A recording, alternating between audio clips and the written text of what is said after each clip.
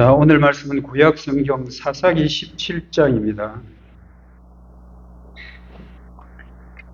구약 392쪽 사사기 17장 6절부터 13절까지를 제가 봉독하겠습니다. 구약 성경 391쪽 사사기 17장 6절에서 13절 하나님의 말씀에 집중하십시오. 제가 말씀 읽겠습니다. 그때에 이스라엘의 왕이 없었으므로 사람마다 자기 소견에 오른 대로 행하였더라. 유다 가족에 속한 유다 베들레헴 한 청년이 있으니 그는 레위인으로서 거기서 거류하였더라. 그 사람이 거주할 곳을 찾고자 하여 그 성읍 유다 베들레헴을 떠나 가다가 에브라임 산지로 가서 미가의 집에 이르매 미가가 그에게 묻되 너는 어디서부터 오느냐 하니 그가 이르되 나는 유다 베들레헴의 레위인으로서 거류할 곳을 찾으러 가노라 하는지라. 미가가 그에게 이르되 네가 나와 함께 거주하며 나를 위하여 아버지와 제사장이 되라. 내가 해마다 은열과 의복 한 벌과 먹을 것을 주리라 하므로 그 레위인이 들어갔더라. 그 레위인이 그 사람과 함께 거주하기를 만족하게 생각했으니 이는 그 청년이 미가의 아들 중 하나같이 됨이라. 미가가 그 레위인을 거룩하게 구별하며 그 청년이 미가의 제사장이 되어 그 집에 있었더라. 이에 미가가 이르되 레위인이 내 제사장이 되었으니 이제 여호와께서 내게 복 주실 줄을 아노라 하니라. 아멘. 그리스도 통치 안에서라는 제목입니다. 같이 한번 읽어볼까요? 시작. 그리스도의 통치 안에서. 여러분은 누구의 통치를 받고 삽니까? 남편? 아내? 아니면 대통령, 이재명 대통령? 누구의 통치 속에 있습니까? 직장 상사? 사장? 여러분들은 누구의 통치 속에 있습니까? 오늘 본문 주제는 이겁니다. 사사시대는 왕이 없었습니다. 사사시대는 왕이 없으므로 자기 마음대로 행하던 시대. 사사시대는 왕이 없으므로 자기 소견대로, 자기 마음대로 행하던 시대가 사사시대입니다. 오늘 설교 주제는 이겁니다. 우리는 참 왕이신 그리스도 통치 안에서 살아야 한다. 우리는 참 왕이신 그리스도 통치 안에서 살아야 한다입니다. 여러분, 모든 권세는 하나님께로부터 오는 것임을 믿으셔야 됩니다. 여러분이 정치적인 또는 이데올로기 이런 것들에 따라서 마음에 드는 대통령이 있을 수 있고 마음에 안 드는 대통령이 있을 수도 있습니다. 그러나 우리 그리스도인들은 그것을 다 차치하고 어떤 권세든 그 세운 권세는 하나님께로부터 왔다라는 것을 인정해야 됩니다. 그것은 로마서 13장에 잘 나와 있죠. 모든 권세는 하나님께로부터 나온다. 여러분 대통령, 왕, 그리고 여러분들의 부모, 그리고 여러분들 교회 목회자, 그 권위와 권세는 다 하나님께로부터 옴을 여러분이 믿으셔야 됩니다. 여러분, 왕이 왜 필요했을까? 왕이 없다면 어떻게 될까요? 하나님께서 왕을 세웠습니다. 하나님이 왕을 세운 거예요. 하나님께서 왕의 제도를 만들으신 이유는 뭐냐면 그래도 최소한의 생명과 재산을 지켜주기 때문에 그렇습니다. 여러분, 국가가 왜 필요합니까? 공무원들이 왜 필요합니까? 행정부서가 왜 필요할까요? 그럼에도 불구하고 생명과 재산을 지켜주는 최소한의 질서, 이 죄악된 본성을 갖고 있는 이 인간 세계에서는 누구든지 자기의 본성대로 갈 수밖에 없습니다. 자기 마음대로 그냥 합니다. 그게 본성이에요. 그러나 그것을 어떻게 하든지 질서 있게 붙들어서 서로의 생명을 존중하고 재산을 지켜주게 하기 위한 것이 왕입니다. 그 왕에게는 반드시 뭘 주셨냐 하면 법을 주십니다. 왕이라고 자기 마음대로 하는 것 아닙니다. 법이 있습니다. 그 법을 가지고 잘 다스리는 왕이 서왕이고요. 그 법을 악용을 해서 자기 사리 사욕을 챙기거나 그리고 자기의 권력을 유지하는데 그 법을 잘못 사용하면 그는 악한 왕이 되는 겁니다. 우리 사람들은 악한 왕들은 잘 믿지를 않죠. 선한 왕들은 그 사람은 그래도 잘하네. 저 사람은 안 돼. 저 사람은 너무 못해. 우리가 나름대로 평가를 할 수가 있습니다. 그렇지만 그럼에도 불구하고 우리는 왕의 통치 속에 있어야 되는 것이 최소한의 우리의 생명과 우리의 재산을 지켜주기 때문에 그렇습니다. 여러분, 공무원들 있잖아요. 행정권, 공권력, 그런 것들에게 순종할 줄 알아야 됩니다. 설사 마음에 들지 않는다 하더라도 그 권세들 때문에 생명을 유지받을 수 있다. 그리고 재산도 보호받을 수 있다. 법 테두리 안에서 보호받을 수 있다는 것을 여러분들 믿고 어떻게 하든지 하나님이 세운 권세에는 순종하셔야 되고 하나님의 권세에는 그 질서를 지켜가는데 우리 그리스도인들이 앞서야 합니다. 여러분, 사사시대의 특징은요, 왕이 없는 시대예요. 그때 왕이 아직 세워지기 전이에요. 이제 왕은 언제 세워집니까? 이제 사무엘서에 가면 세워져요. 사사시대는 사무엘서 앞이에요. 그래서 아직 왕이 없던 때예요. 왕이 없으니까 질서가 없는 거예요. 자기 마음대로 하는 겁니다. 자기가 마음대로 하는 시대, 자기 소견대로 행하는 시대가 바로 사사시대입니다. 여러분, 사사시대가 21장까지 있는데요. 사사기 마지막 17장부터 21장, 그 마지막에 심각한 사건들이 터져요. 정말 부끄러운 그런 어떤 사건들이 터져요. 17장에서 21장입니다. 여러분, 17장에서 21장에 딱 보면 왕이 없으므로 인간의 소견대로 행한다. 왕이 없으므로 인간의 마음대로 행한다. 이런 표현들이 자주 나오는데요. 17장 6절, 18장 1절, 19장 1절, 그리고 21장 25절. 여러분, 유독 17장에서 마지막 21장 이 사이에 왕이 없으므로 인간이 소견대로 행한다라는 말이 계속 자주 반복해서 나옵니다.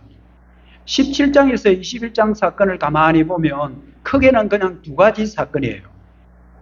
큰 두 가지 사건인데 17장과 18장의 한 사건, 그리고 19장에서 21장까지 한 사건, 크게 두 사건이 사사기서 마지막 부분에 나옵니다. 여러분, 그런데 오늘 꼭 기억해야 될 지명이 하나 있습니다. 이 사사시대, 왕이 없으므로 인간의 소견대로 행하던 이 시대하고 계속 반복되어 같이 나오는 한 지명이 있는데요. 베들레헴입니다. 여러분, 이거 꼭 기억해 놓으셔야 됩니다. 왕이 없으므로 소견대로 행하던 그 시대와 베들레헴이라는 이 도시가 항상 연결되어 같이 등장한다는 사실이에요. 제가 몇 가지 예를 들어 드릴게요. 첫 번째 사건이 있는 사사기 17장 6절에 보면 이스라엘의 왕이 없으므로 사람마다 자기의 소견대로 행하였더라. 이렇게 되어 있고요. 바로 그 뒤에 무슨 말이 나오느냐 하면 유다 베들레헴의 한 청년이 이렇게 나와요. 그래서 왕이 없기 때문에 소견대로 행했다는 이 문구하고 베들레헴이라는 작은 성읍, 이게 항상 같이 있다라는 거예요. 여러분, 두 번째 사건을 다루는 19장 1절에도 이스라엘의 왕이 없을 때에 에브라임 산지 구석에 거류하는 어떤 레위 사람이 유다 베들레헴에서 첩을 맞이했다. 여기도 여러분 베들레헴이 나오고요. 왕이 없을 때라고 이야기합니다. 그리고 사사시대의 배경을 하고 있는 룻기서가 여러분 역시 사사시대예요. 룻기에도 보면 룻기 1장 1절에 사사들이 치리하던 때에 그 땅에 흉년이더니라 유다 베들레헴의 한 사람이 그의 아내와 두 아들을 데리고 이렇게 나와 있습니다. 여러분, 조금 전에 제가 말씀드린 것 보면 왕이 없음대로 인간들의 소견대로 행한다라는 이 문구하고 베들레헴이라는 작은 성읍하고가 계속 연관지어 나온다. 이건 여러분 잘 기억해 놓으셔야 오늘 말씀을 잘 들을 수가 있습니다. 왜 이스라엘의 왕이 없으므로 인간의 소견대로 행하는 것하고 베들레헴이라는 이 성읍이 계속 같이 붙어서 껌딱지처럼 똑본드처럼 이렇게 붙어서 나올까? 왜 그럴까? 이런 질문을 던지면서 오늘 여러분들 말씀을 한번 들어보시기를 바랍니다. 사사기 마지막 부분에 이 두 가지 사건을 잠깐 제가 요약해 드릴게요. 17장에서 21장에 두 가지 사건이 나오는데 앞에 사건, 두 개의 사건, 두 개를 잠깐 요약해 드릴 테니까 기억해 놓으시고, 앞에 사건은 뭐 대충 들어도 됩니다. 왜냐하면 제가 뒤에 다시 다룰 거고요. 뒤에 사건은 다시 말하지 않습니다. 그래서 뒤에 사건 잘 들으셔야 됩니다. 첫 번째 사건은 17장과 18장에 나와요. 베들레헴에 사는 한 레위인. 여러분, 레위인들은 기업이 없어요. 땅 분배를 못 받았어요. 레위인들은 땅 분배를 못 받고 그냥 지역마다 너희들이 그곳에 가서 그 지파들이 신앙생활 잘 하도록 도와주라. 그들에게 하나님의 율법을 가르치라. 이 사람들이 레위인들이거든요. 그 레위인들은 자기가 속한 자기의 근무지를 이탈하면 안 됩니다. 그런데 베들레헴에 사는 한 레위인 청년이 자기가 그곳에 살기가 너무 어려워요. 기근이 왔기 때문에. 그래서 내가 여기서 못 살겠다. 근무지를 이탈합니다. 그렇게 해서 막 떠돌아다니다가 에브라임 지파의 산지에 들어갑니다. 그곳에서 누구를 만나느냐 하면요. 미가라는 사람을 만나요. 미가라는 우상 숭배자입니다. 자기 집에 신전을 만들어 놓고요. 그도 에봇을 만들고 그리고 드라빔을 만들어 놓고 그리고 자기 아들을 제사장으로 삼아 놓은 완전히 자기 마음대로 행하는 미가라는 사람을 만나게 됩니다. 그렇게 해서 나중에 잘 되는 것 같지만 그 집안도 그리고 레위 청년도 완전히 풍비박산돼 버립니다. 그리고 그 지역에 단 지파라는 사람이 들어와 가지고 단 지파가 미가 집안을 완전히 멸문지화시켜 버리고요. 그리고 레위 그 제사장 직분도 박탈해 버리는 아주 비참한 사건이 첫 번째 사건이에요. 이거는 좀 이따가 다시 다룰 거니까 여러분 이 정도로 이해를 하시고요. 두 번째 사건은 19장에서 마지막 장까지 나와 있습니다. 이 사건은 에브라임 산지 한 구석에 살던 레위인, 에브라임에서 있던 레위인이에요. 또 다른 레위인이에요. 두 사건이에요.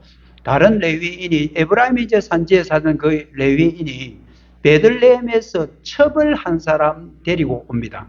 첩입니다. 부인, 아내, 첩 데리고 옵니다. 에브라임이 살던 레위인이 첩이 이제 와서 좀 결혼 생활을 하다가 이 첩이 바람이 나버려요. 바람이 나가지고 사고를 쳐요.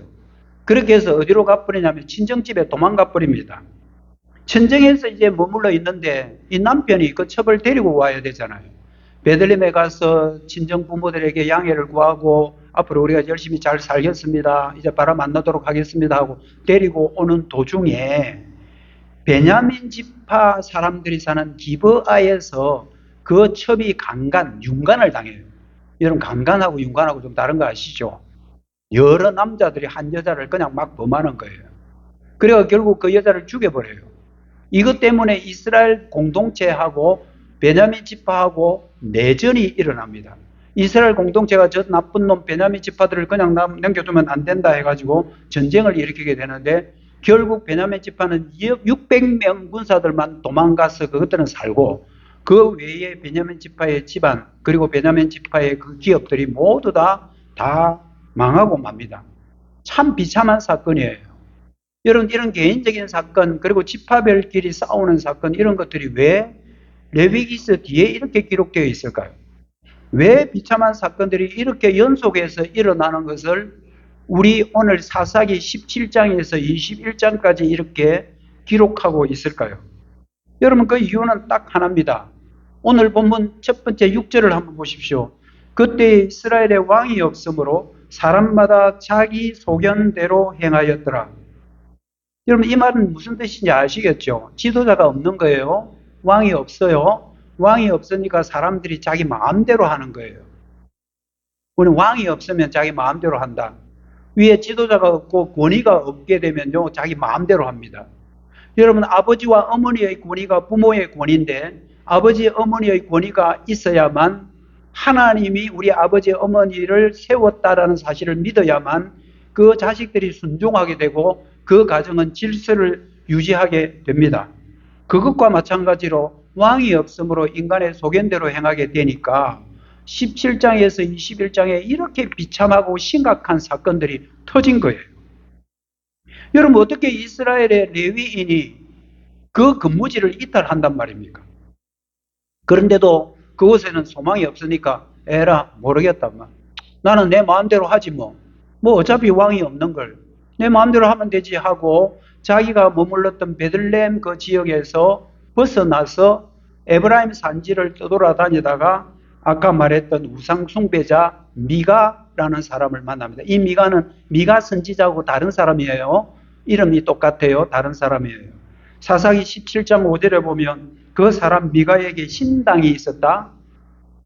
우리나라 기독교인들은 뭐 그러지 않죠.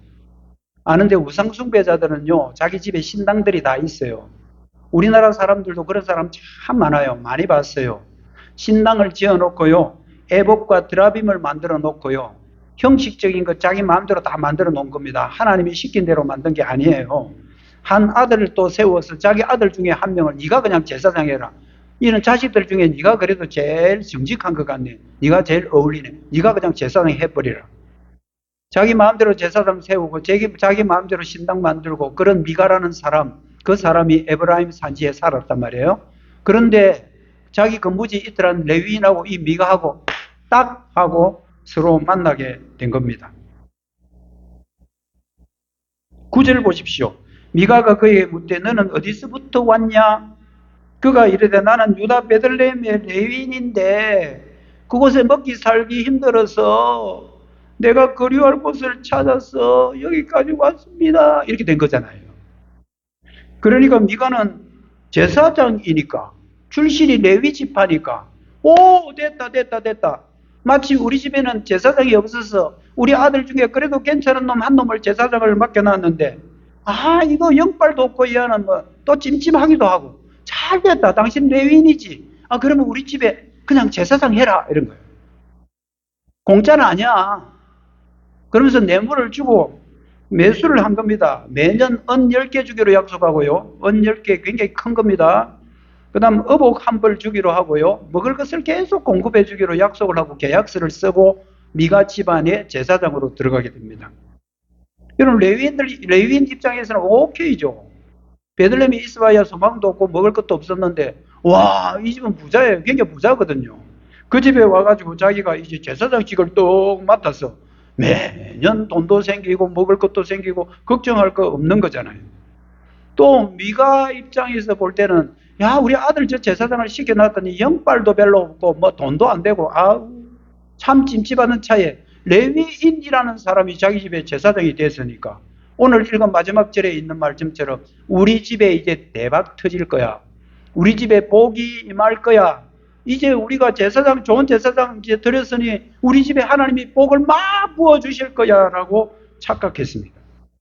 이게 인간의 소견대로 행하는 삶의 극치입니다. 여러분 과연 인간의 소견대로 행한 것이 그대로 다 될까요? 여러분 18장에 이제 넘어가 보면 또 한 지파가 등장하는데 이 지파 이름은 단 지파입니다. 이스라엘의 12지파 중에 한 지파예요. 단 지파입니다. 단 지파 역시 왕이 없으므로 인간의 소견대로 행했던 지파입니다. 19장 1절을 보시죠. 그때에 이스라엘에 왕이 없었고 단 지파는 그때에 거주할 기업의 땅을 구하는 중이었다. 이것도 웃긴 사람들입니다. 하나님께서 각 지파별로 땅을 분배를 해 놓으셨습니다. 너 지파는 여기, 너 땅 여기 하고 먹고 살아라. 너 땅은 여기서 먹고 살아라고 다 정해줬는데 이 단 지파는 하나님이 자기에게 할당해 준 그 소유에 대해서 불만이 많은 거예요. 우리는 이거 별거 없다. 우리가 찾으러 다니자. 왕이 없으므로 인간의 소견대로 해서 이곳저곳 다니면서 자기들이 정착할 땅을 마침 찾고 있는 차에 어디까지 밀려 들어왔느냐 하면 바로 그 에브라임 산지까지 들어왔습니다. 에브라임에 지금 누가 있죠? 미가가 있죠? 그리고 베들레헴에서 흘러 들어온 또 레위 제사장이 있죠? 이게 이제 단 지파하고 만난 거예요. 단 지파는 오자마자 미가 집의 모든 신상들을 다 빼앗아서 자기 신으로 삼아버리고요. 그리고 그 집에 제사장 노릇하고 있던 그 베들레헴 출신 레위인들도 레위인을 더 매수를 해가지고 더 좋은 조건을 내건다. 니는 은 그 10 받았나? 우리는 은 20 줄게. 옷 한 벌 받았나? 우리는 옷 10벌도 줄 수 있어. 먹을 것 보장해 줄게. 그렇게 해서 그 제사장을 다시 단 지파의 제사장으로 채용하는 거예요. 여러분, 그 레위 입장이 볼 때는 대박 아닙니까? 일개 개인 집안의 제사장으로 있던 사람이 이제 한 지파, 그 거대한 지파의 제사장이 됐으니 이 완전 대박 아닙니까? 그리고 자기가 미래의 생활도 이제 보장받게 되었으니 얼마나 좋습니까? 근데 이게 오래 못 가요. 왜냐하면 단 지파는 그 에브라임 산지도 만족하지 못했기 때문입니다. 그 단 지파가요, 본래는 단 지파가 이스라엘 밑에 지역에 있었거든요. 좋은 땅을 찾아서 막 헤매고 다니고 어디까지 올라가느냐 하면 저 위에 시돈이라는 그 나라의 경계선까지 올라가요. 그 이름이 라기스라는 데예요. 라기스예요. 성경에 라기스 하는 데가 바로 거기예요. 이제 단 지파가 거기에 진을 딱 치고 거기에 정착하기로 결정합니다. 그러면서 누구를? 그 레위 제사장으로 있던 그 제사장도 쫓아내버립니다. 이제 쫓아내버리고 그 사람들은 서서히 어디에 물들기 시작하느냐 하면 우상숭배에 물들기 시작합니다. 단 지파는 어차피 미가한테 빼앗은 신상이 있죠. 그리고 여러분 시돈 하면 뭐 생각나는 거 없습니까? 이세벨, 아합의 부인, 여왕, 이세벨. 그 사람 여러분 시돈 출신이잖아요. 시돈의 완전 우상숭배자들이거든요. 그래서 그 아합 시대의 북이스라엘이 난리가 나는 거예요. 여자가 이사 오면서 자기 신상 가지고 와가지고 시집 오면서 가지고 와가지고 북이스라엘을 완전히 우상천국으로 만들어버리는 그 지역이 시돈이고요. 그 시돈의 영향을 받을 수밖에 없는 게 단 지파고요. 단 지파는 결국 우상 숭배의 본거지가 되고 맙니다.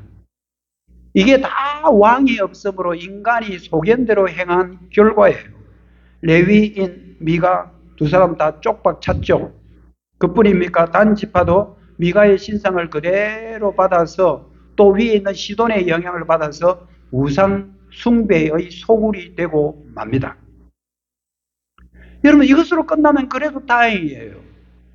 인간의 소견대로 행하는 또 한 집안이 있습니다. 여러분 아는 바로 룻기예요. 여러분 룻기 1장 1절을 보면 사사들이 치리하는 때라고 되어 있습니다. 여러분 룻기서하고 사사기는 같이 보셔야 됩니다. 시대 배경이 똑같습니다. 다 왕이 없는 시대예요. 사사들이 치리하던 그때에 그 땅에 흉년이 들었다. 여러분 베들레헴 또 기억하셔야 됩니다. 유다 베들레헴에 한 사람이 그의 아내와 두 아들을 데리고 모압 지방으로 거류하게 된다.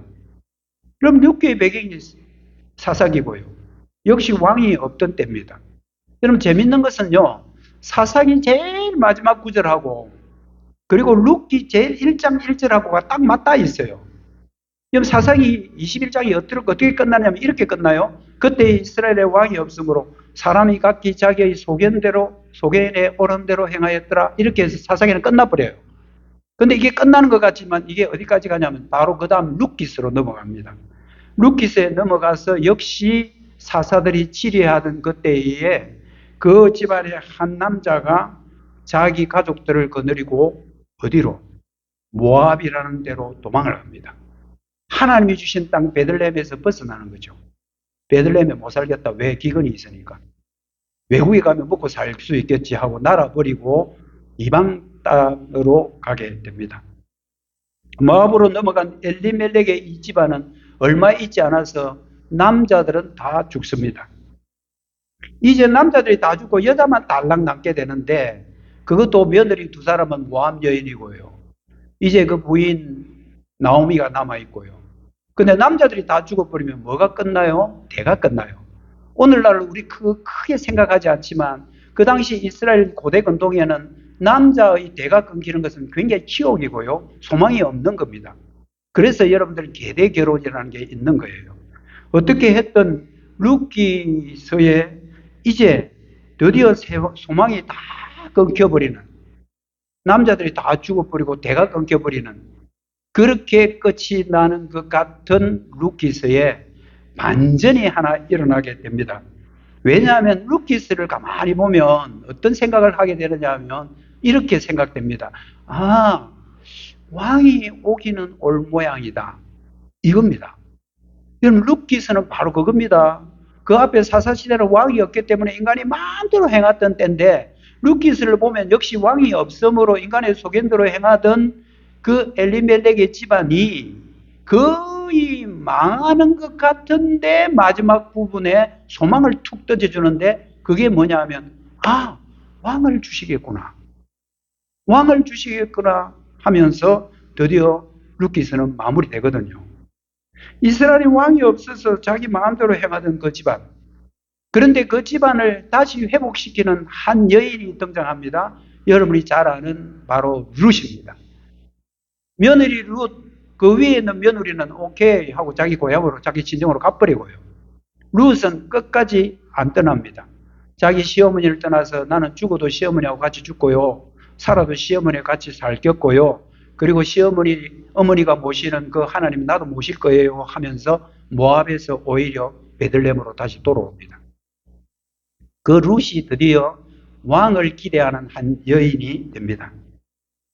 대가 끊길 뻔한 그 집안에, 그 엘리멜렉 집안에 기업 물을 자가 한 사람 나오는데요. 그 사람이 보아스라는 사람이에요. 요즘 여러분들이 성경 읽기에 보면 여러분 룻기 지금 읽기 시작했을 거예요. 그 보아스라는 사람이 나와요. 그 보아스하고 이 룻하고 결혼을 해요. 결혼을 하면 뭐가 나와요? 몰라요? 남자가 여자와 결혼하면 뭐가 나오는지 잘 몰라요? 아들이 나와요, 아들이. 그 아들이 누구냐면 오벳입니다. 오벳이라는 아들이 태어나게 되면서 하나의 기대감을 갖게 합니다. 여러분 룻기 4장 17절이에요. 그의 이웃 여인들에게 그에게 이름을 지어주되 나오미에게 아들이 태어났다. 나오미는 시어머니예요. 아들이 태어났다 하여 그 이름을 오벳이라고 했더라. 여러분 여기까지는 왕에 대한 기대가 있을 수가 없어요. 오벳 그 사람이 뭔데? 그 집안이 그냥 대를 이어갈 사람이구나 정도로 끝날 수 있는 이름이 오벳이에요. 룻과 보아스 사이에 태어난 오벳이 왜 왕을 기대하게 하느냐 하면 룻기를 마무리 짓는 마지막 룻기 4장 22절 때문입니다. 그럼 룻기 4장 22절을 한번 볼까요? 오벳이 이새를 낳고 이새는 다윗을 낳았더라. 딱 이 말입니다. 다윗을 낳았더라고 하면서 룻기서는 끝나버려요. 왕이 없어서 인간의 소견대로 행하던 그 때에 룻기서에서는 왕이 올 거라는 하나의 기대감을 주고 끝나는데 그 이름이 여러분 잘 아는 다윗입니다. 여러분 다윗이 누군지 아시죠? 다윗이 이스라엘의 왕이에요. 다윗은 하나님의 마음에 합한 왕입니다. 그 전에 사울이라는 왕도 있었지만 하나님의 마음에 딱 합한 왕은 다윗이에요. 지금 이스라엘 사람들은 지금도 다윗을 굉장히 높이 쳐주고 있거든요. 그 다윗이 드디어 나오미 집안에서 태어나게 되는 것입니다. 여러분 기억납니까? 왕이 없으므로 하고 베들레헴이라는 성읍이 항상 연결되어 있더라고. 기억나십니까? 다윗의 고향이 역시 베들레헴입니다. 다윗이 베들레헴에서 태어나요. 다윗이 베들레헴에서 태어나면서 무너져갔던 베들레헴을 회복시키게 되고요. 왕이 없으므로 인간의 소견대로 행하던 그 때에 왕이 오므로 그 왕도 하나님의 마음에 합한 다윗이라는 왕이 오게 되므로 무너져가던 이스라엘이 서서히 회복되기 시작합니다. 사사기 마지막 부분과 룻기서는 인간에게 왕의 통치가 얼마나 절실한가를 보여줍니다. 왕이 없으면 얼마나 무질서하고 인간의 소견대로 해가는가? 그래서 왕이 필요하겠네. 왕이 있으면 좋겠네. 그렇게 해서 하나님께서 허락한 왕이 바로 다윗 왕입니다. 그 다윗 왕은 하나님의 마음에 합한 왕이기 때문에 그렇습니다. 그런데 말입니다. 다윗도요, 완전한 왕이 아니에요. 다윗도 완전하지 않아요. 이 땅의 모든 권세자들이요, 완전하지 않아요. 대통령도 완전하지 않고요. 왕도 완전하지 않고요. 그게 우리 인간이에요. 그럼에도 불구하고 우리는 그들의 통치 아래에 있어야 되는 이유는 그래도 최소한의 질서를 유지하고 최소한의 그 국민들의 생명과 재산을 보호해주는 하나의 장치이기 때문에 그런 겁니다. 여러분 다윗이 하나님의 마음에 합한 왕이긴 했지만 역시 다윗도 완전한 왕은 아닙니다. 참된 왕이 필요하겠죠. 참된 왕이 누굴까요? 참된 왕이 나올 것을 예고해주는 선지자가 한 사람 있는데 이 사람 이름이 미가입니다. 참 공교롭게도요. 오늘 사건에 이런 사람들이 두 사람이 등장합니다. 헷갈리면 안 됩니다. 미가 선지자입니다. 미가서 5장 2절을 보시죠. 베들레헴입니다. 에브라다야 너는 유다 족속 중에 작을지라도 이스라엘을 다스릴 자가 네게서 내게로 나올 것이다. 그 사람은 근본이고 그 사람은 상고고 그 사람은 영원에 있다. 여러분 다윗도 왕이긴 하지만 영원한 왕은 아니에요. 그리고 그 왕은 근본부터 있었던 왕은 아니에요. 미가의 예언은 다윗의 출생을 예고하는 것이 아닙니다. 미가의 예언은 온전한 왕이 올 것을 약속한 그 왕입니다. 이제 하나님께서 구약에 많은 주신 약속들의 마지막 퍼즐 한 조각을 하나님께서 손에 들고 계십니다. 여러분 퍼즐 맞추기 해보셨죠? 마지막에 딱 하나 딱 끼워 넣으면 완전한 그림이 됩니다. 하나님께서 구약에 예고했던 많은 예언들, 그리고 하나님이 주신 구약의 많은 왕들, 그 중에 그래도 가장 탁월하다고 말하는 다윗 왕도 온전한 왕은 아니에요. 정말 그 민족과 그 국가와 자기 백성들을 사랑하는 영원하고 근본부터 상고까지 있는 그 왕은 여러분 누굽니까? 그 왕을 하나님께서 마지막 퍼즐을 딱 맞추는데요. 그 예고를 미가 선지자가 했고요. 미가 선지자가 예고한 700년 후에 드디어 왕이 없음으로 소견대로 행하던 그 사람들에게 참 소망을 주고 참 질서와 통치 질서를 유지하는 참된 왕이 태어나게 됩니다. 그 사람은 여러분이 잘 아는 예수 그리스도입니다. 예수님도 역시 어디에 태어나요? 베들레헴에서 태어납니다. 왜 왕이 없음으로와 베들레헴이 밀접한 관계가 있는지 여러분 다윗을 통해서 이제 참왕이신 예수님을 통해서도 그 지명이 계속 연결되어 하나님의 구속의 역사가 이루어져 가는 것을 확인하게 되는 겁니다. 누가복음 2장 4절입니다. 요셉도 다윗의 집 족속이므로 갈릴리 나사렛 동네에서 유다를 향하여 베들레헴이라 하는 다윗의 동네로 갔더라. 여러분 다윗의 고향이 베들레헴이고요. 참 공교롭게도 다윗의 후손으로 하나님이면서도 인간으로 오신 예수님도 역시 베들레헴에서 태어난다는 거 굉장히 중요한 인사이트입니다. 다윗의 후손 요셉은 로마 황제의 칙령에 따라 고향으로 가서 호적 등록을 해요. 주민등록 이제 신고를 하는 거예요. 거기가 고향이 어디예요? 베들레헴입니다. 왜? 요셉도 다윗의 자손이거든요. 그래서 자기 고향으로 가서 호적 등본을 합니다. 여러분들이 만약에 다른 지역에 살다가 삼천포 출신이면 삼천포 와서 호적 등본하는 것과 같아요. 그곳에서 누가 태어나요? 아기가 태어나요? 7절 보십시오. 천 아들을 낳아 강고에 싸서 구유에 뉘었으니 왕이 정말 절실하게 필요한 그 시대에 하나님께서 참된 왕을 보내주십니다. 그가 예수 그리스도십니다. 그는 미가의 예언대로 이스라엘의 참 왕으로 태어났습니다. 여러분 다윗의 후손이긴 하지만 다윗과 다른 점이 뭘까요? 다윗은 의와 공의로 다스릴 참된 왕은 아니에요. 그런데 미가가 예언한 그 왕은 정말 의와 공의로 다스릴 참 왕임을 예레미야 선지자도 이렇게 예언합니다. 23장 5절입니다. 여호와의 말씀이니라 보라 때가 이르리니 내가 다윗에게 한 의로운 가지를 일으킬 것이다. 그가 왕이 되어 그 왕은 지혜롭게 다스릴 것이며 세상에서 정의와 공의로 다스릴 온전한 참왕 한 분, 그 사람은 다윗에게서 나는 의로운 한 가지다라고 예레미야 선지자가 선포했습니다. 여러분 이 왕이 누굽니까?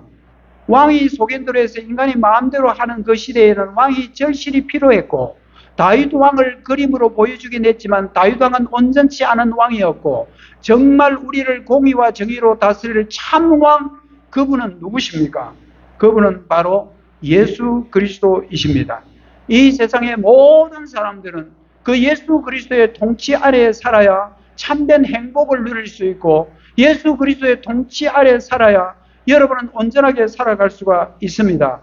왜냐하면요, 하나님께서 독생자 예수님 이 땅에 보내실 때에 이 땅의 모든 만물들은 예수 그리스도 이름 앞에 무릎을 꿇게 해 놓으셨기 때문에 그렇습니다. 빌립보서 2장 10절입니다. 하늘에 있는 자들과 땅에 있는 자들과 땅 아래에 있는 자들로 이 땅의 모든 사람들은 모두 다 예수님의 이름 앞에 무릎을 꿇게 하셨다. 이게 하나님이 주신 섭리고 하나님이 주신 큰 은혜입니다. 이제 참된 왕이 이 땅에 오셨습니다. 저와 여러분은 어떻게 해야 될까요? 우리는 참 왕이신 예수 그리스도의 통치 안에 살아가야 합니다. 삼위일체 하나님이 우리에게 구원을 주셨죠. 저와 여러분 구원받은 백성이므로 오늘 비가 이렇게 쏟아짐에도 불구하고 이 자리에 앉아 계신 거 아니겠습니까? 참 잘 오셨습니다. 저는 기도했습니다. 하나님, 내가 이 말씀 전할 때 내 목소리 높이 올라가지 않도록 비 많이 쏟아지고 시끄럽게 않게 해달라고. 여러분 제 말씀 잘 들립니까? 제가 목소리가 높아지면 비가 많이 오기 때문입니다. 어쨌든 빌립보서에서 말한 것은 저와 여러분은 이 땅의 모든 만물들은 예수님의 이름 앞에 무릎 꿇으셔야 합니다. 그때가 제일 안전한 거예요. 이방 나라에 잡혀갔으면서도 참왕이 누군지를 알고 끝까지 하나님만 섬겼던 한 사람 소개합니다. 바로 다니엘입니다. 다니엘은 이방 나라에 포로로 잡혀갔고요. 포로 신세로 있었지만 그 당시에 그 나라의 왕도 있었습니다. 다리오라는 왕이에요. 그렇다고 해서 다니엘이 다리오 왕을 무시한 것 아닙니다. 무시했다면 어디 거기 국무총리 자리까지 올라간단 말입니까? 인간의 왕 다리오도 존중했지만 그럼에도 불구하고 다니엘은 하나님을 참왕으로 여긴 사람입니다. 여러분 성경 구절 한 군데 볼까요? 다니엘서 6장 10절입니다. 다니엘이 이 조세의 왕의 도장이 찍힌 것을 알고도 자기 집에 돌아가서는 윗방에 올라가 예루살렘으로 향한 창문을 열고 전에 하던 대로 하루에 3번씩 무릎을 꿇고 기도하며 그의 하나님께 감사하였더라. 여러분 이거 걸리면 바로 처형감입니다. 그럼에도 불구하고 고관대작으로 있는 이 다니엘은 하나님이 참왕이고 자기의 생명과 자기의 구원을 완벽하게 완전히 영원까지 지켜줄 분은 하나님인 줄 알았기에 그는 하루에 3번씩 항상 하던 대로 하나님을 향하여 예루살렘을 향하여 기도했다는 말 아니겠습니까? 여러분 우리는 그리스도의 통치 안에 있을 때 가장 안전합니다. 여러분과 저는 그리스도의 통치 안에 있을 때 가장 안전합니다. 그렇다고 해서 여러분에게 주신 대통령이나 부모나 목회자나 그런 사람의 권위를 무시하라는 건 아닙니다. 권위를 존중하지만 섬김의 대상은 결코 아니라는 것. 그러나 우리가 섬기고 우리가 정말 그분의 통치를 받아야 될 것은 그리스도의 통치 안에서입니다. 그리스도의 통치를 받는 게 뭘까요? 두 가지를 제가 잠깐 말씀드리고 말씀 마무리할게요. 여러분 첫 번째는 뭐냐면 바로 이 예배입니다. 여러분 그리스도의 통치 아래에 있는 사람들이 가장 잘해야 되는 것은 예배입니다. 비가 오나 눈이 오나 바람이 부나 어떻게 하든지 여러분 예배 자리에 오셔야 됩니다. 자리 채우라는 말 아닙니다. 여러분 이 자리에 와서 뭐 출석부에 도장 찍으라는 말이 아닙니다. 예배이야말로 내가 예수님의 통치를 받고 있습니다라는 최고의 증거이기 때문에 그렇습니다. 우리는 예배 자리에 와서 그리스도를 우리의 왕으로 인정합니다. 우리는 예배 자리에서 우리의 왕이신 예수 그리스도 그분을 고백합니다. 예배의 성공자가 되는 자, 그런 사람들이 그리스도의 통치 안에 있는 것입니다. 오늘 여러분들 참 잘 오셨습니다. 여러분들은 정말 그리스도의 통치 안에 있는 자들임을 지금 이 인정하는 이 예배야말로 여러분의 인생에 무엇과도 바꿀 수 없는 가장 좋은 것임을 항상 기억하시기를 바랍니다. 두 번째는 뭐냐 하면요. 그리스도의 통치를 받는 것은 그리스도의 말씀에 순종하는 거예요. 말씀에 순종하는 것이 그리스도의 통치를 받는 것입니다. 여러분 자기가 존중하는 사람들 말 잘 듣습니다. 인간관계에서 말이에요. 근데 자기하고 관계없고 자기가 미운 사람은 말 안 듣습니다. 절대로 안 듣습니다. 근데 관계 좋고 그 사람을 믿을 만하고 신뢰할 만하면 그 사람이 말하면 뭐 콩으로 파트로 뭐 그런 말 안 했습니까? 그래 해도 믿습니다. 그냥 무슨 말인지 예. 좋은 관계이기 때문에 그렇습니다. 여러분 우리가 그리스도의 통치 아래 있다면 그리스도의 말씀에 순종하셔야 됩니다. 그것이 그리스도의 통치 안에 있는 증거입니다. 우리는 그분의 통치 안에 있을 때 참된 기쁨과 자유를 누릴 수가 있습니다. 여러분 부모에게 불순종하면 마음이 안 편하더라고요. 제 어릴 때 경험으로. 그런데 부모에게 순종해버리면요, 제 마음이 굉장히 편하더라고요. 그리고 순종해버리면 내 안에 자유가 있더라고요. 여러분, 우리의 왕은 예수 그리스도이십니다.